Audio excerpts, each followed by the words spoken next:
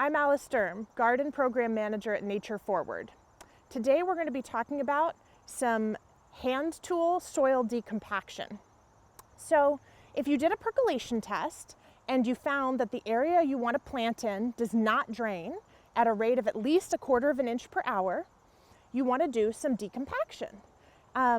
You can do this with tractors, with a tined bucket, but if you just have a little planting area like we have right here, you can easily do this with either a garden fork or a shovel and a bag of compost. So I'll show you a little bit of each.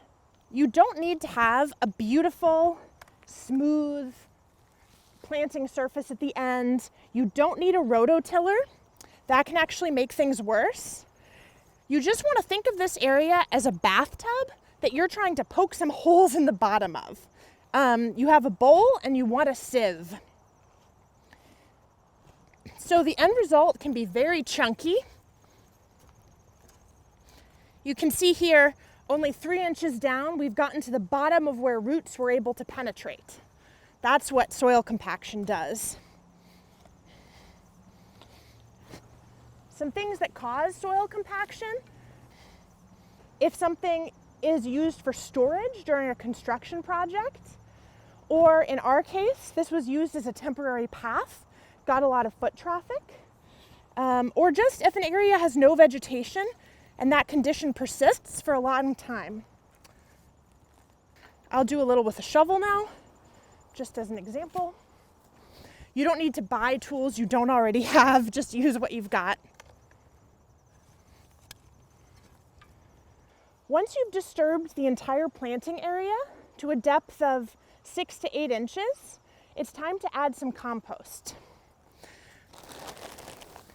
This does not need to be nutrient-rich vegetable compost. Just basic leaf compost is fine. We're not trying to add fertility. We're trying to add pore space where water and air can move through the soil.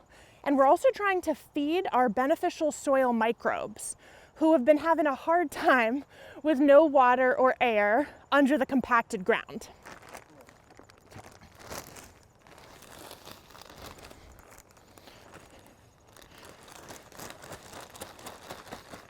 I estimate 1 bag for about every 10 to 15 square feet of garden bed. Once you've dumped it on the top, you want to mix it in a little bit.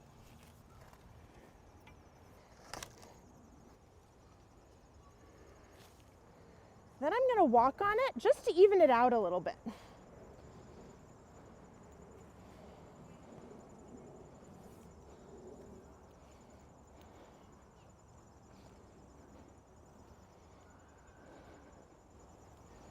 And I'll let the rain do the rest.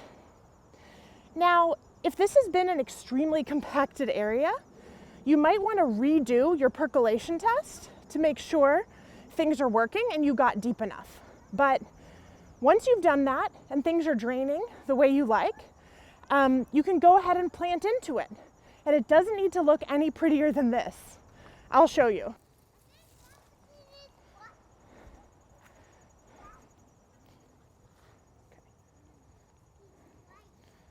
So just tuck it right in.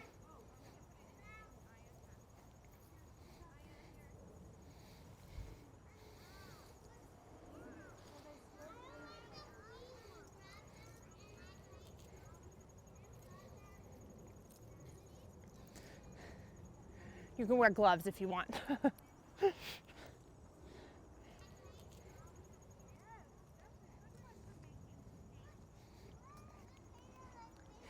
If you want your finished product to look more finished, you can finish up with some more leaf compost or some shredded bark mulch, but it's also fine to leave it as is.